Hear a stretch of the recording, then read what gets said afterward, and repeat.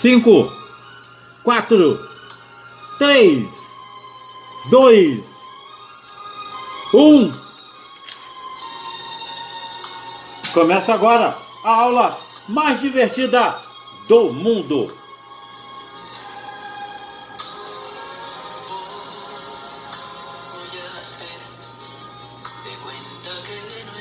E quem pediu a música de hoje foi Raimunda Viana. Ela é de Irauçuba, Ceará, a capital da rede de descanso. Tá aí, Raimunda, a música que você pediu. Um abraço para todos de Irauçuba, no Ceará, terra linda.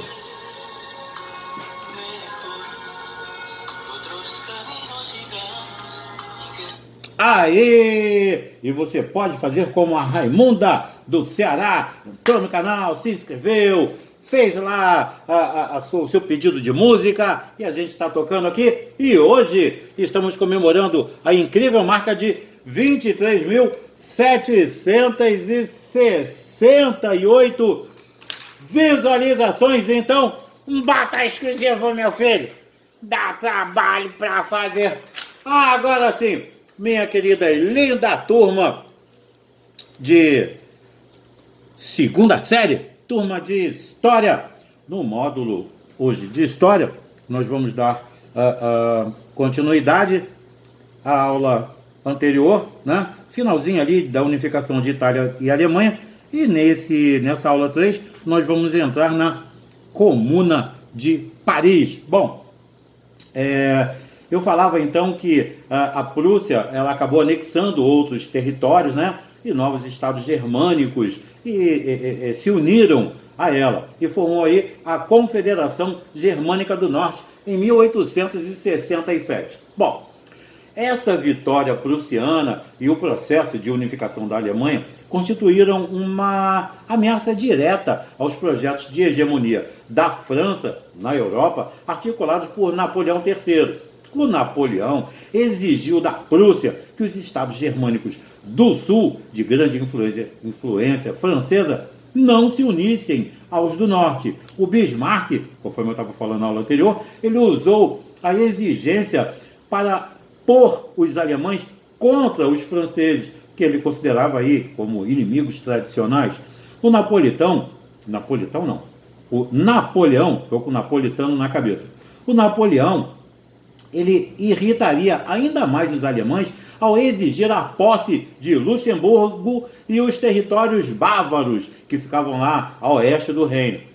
Além disso, ele também pediu apoio prussiano para dominar a Bélgica, sob influência inglesa. E em 1870, a França então declara guerra à Prússia, iniciando o que eu falei de Guerra Franco-Prussiana de 1870, conforme eu falei agora. Então, a superioridade alemã ela se materializava no domínio da artilharia, com os chamados canhões Krupp, e pela excelente rede de ferrovias, que facilitava aí deslocamento das tropas, né?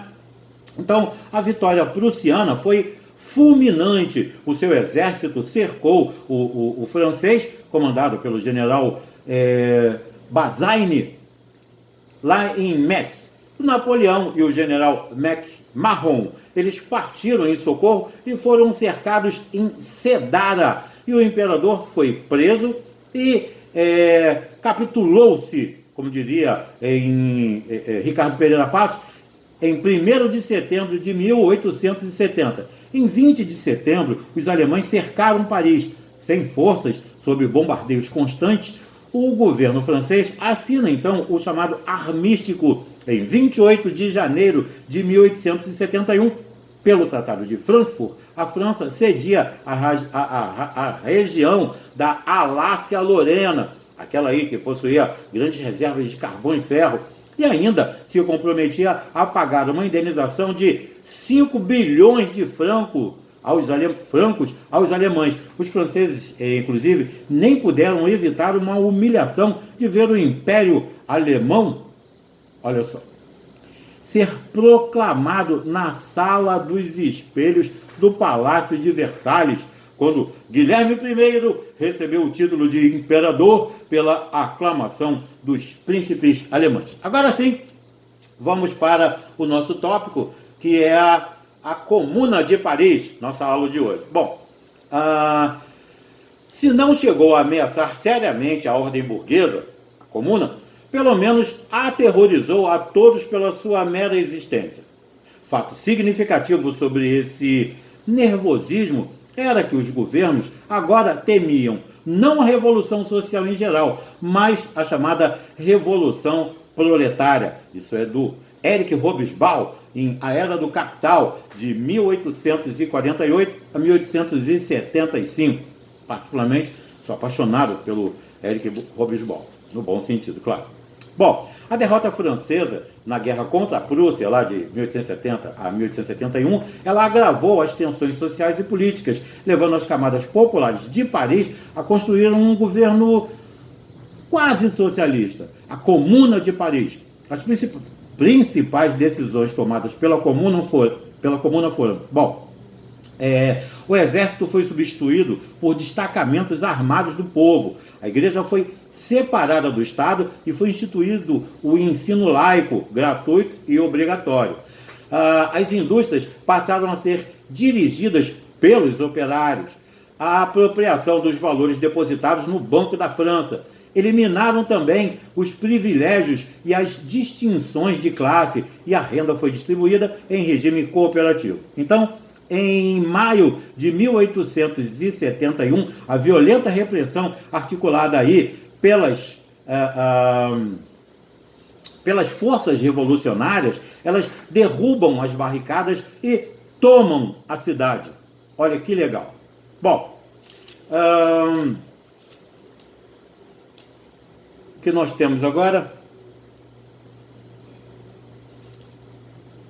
Colonização. Não, Comuna de Paris foi, né?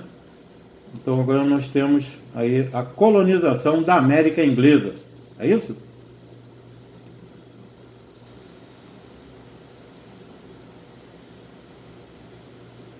Depois da unificação de Itália e Alemanha? Não? Estados Unidos do século XIX? Legal, então.